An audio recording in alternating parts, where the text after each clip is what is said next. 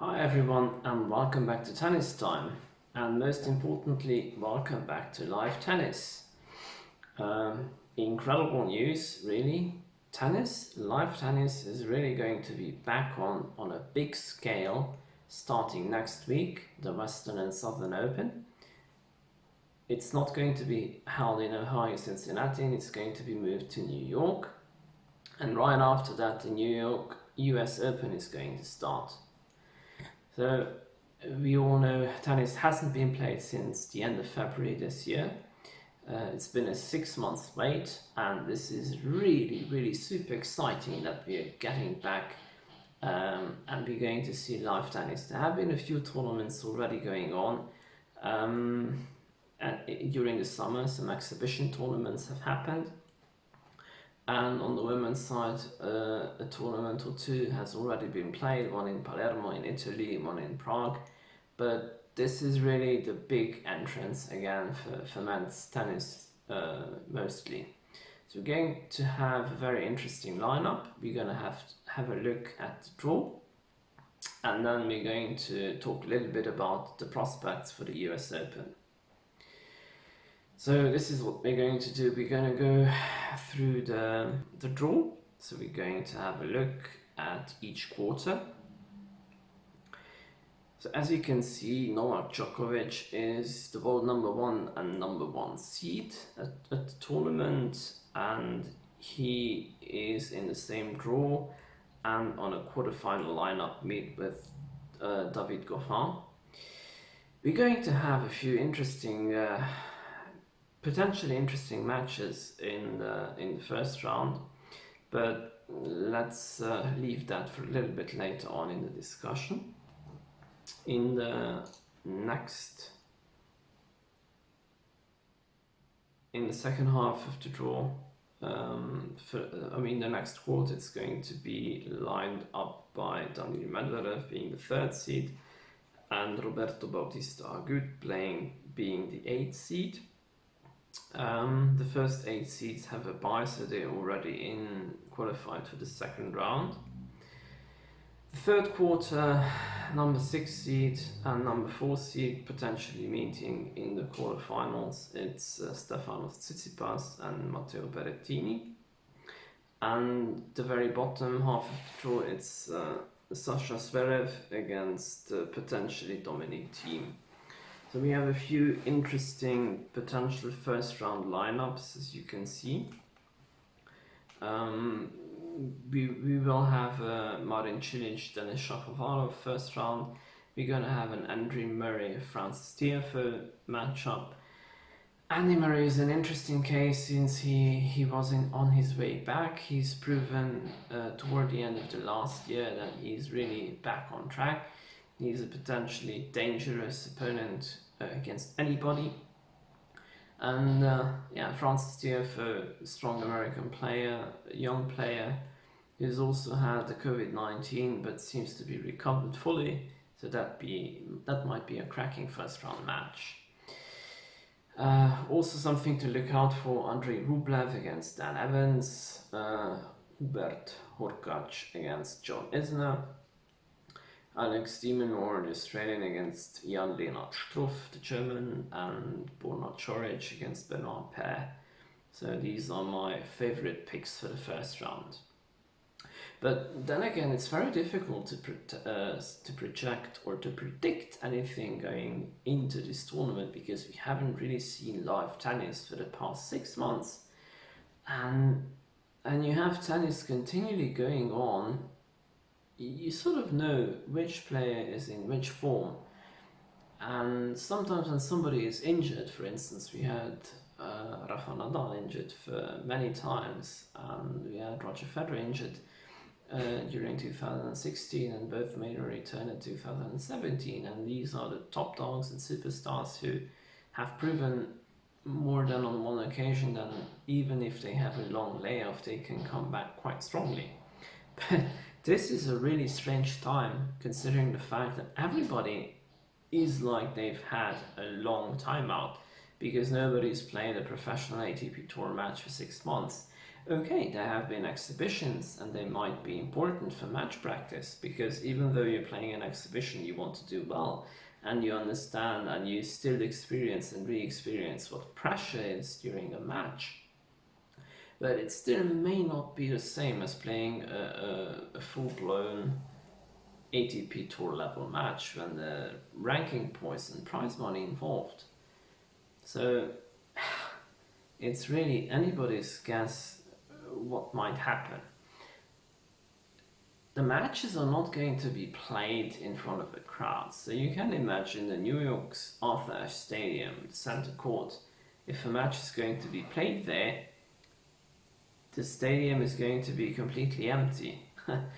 I would reckon players who are generally used to play without a crowd, especially on lower level tournaments and especially at the early stages of a tournament, first round, second round, beginning of the week, when crowds are generally not too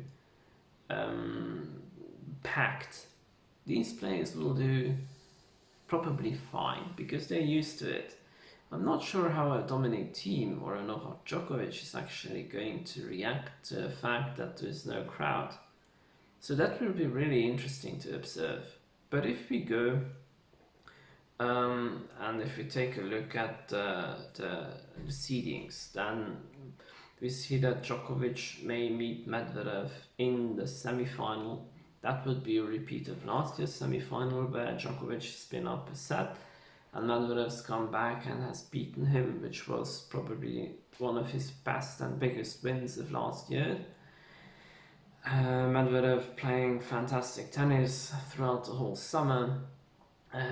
In that match, especially the second and the third set, mostly going really for his second serve, hitting it really big and upsetting Djokovic there. So in case we might have Djokovic Medvedev lineup, if the seeds do hold up and they get toward the semis, that would be really fantastic and probably very enjoyable to watch. If you think back at the short tennis season, what we've had during this year in January and February, the ATP Cup clash between Medvedev and Djokovic was probably one of the most enjoyable matches of the year. So hopefully we will get that. Both players are in good shape.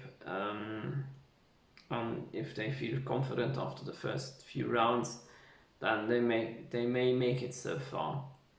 And then Thiem has played a lot of exhibition matches throughout the pandemic. I think he's one of the most fittest guys, and I would say, considering the fact that the only match practice and the only live matches possibly to be played were the exhibition matches, Thiem is supposed to be a real top dog for this tournament. Since he's been playing so sharply and he seems to be super fit. About Tsitsipas, I'm not sure, but just based on his seeding, he might be a contender to get into the semis. But I see really Thiem as going strong, and I think based on the little information we have at our disposal, Thiem is one of the guys who might make it to the finals. So if we take again the top seeds, then we have a potential Djokovic against Thiem final, or maybe Djokovic against Tsitsipas, or Medvedev against Thiem, or Medvedev against Tsitsipas. My pick would be that Thiem gets to the final on the Djokovic Medvedev. I'm not really sure, but if that semi-final happens, I think Djokovic would be the one who is a little bit more the favorite here, given the fact that he has lost to Medvedev last year and he seems to have learned something of those matches, those losses basically, because he's lost to Medvedev before again in 2019 on clay in Monte Carlo, and he's beaten Medvedev, as I said before, at the ATP Masters Cup in January in Australia. So given the level of experience Djokovic has and the hunger, it potentially feels that he's not beaten in 2020. He's won all of his matches in January and February. he may want to show that, yeah, he is really the top dog. He's also been diagnosed with COVID-19. He's recovered for a few weeks now.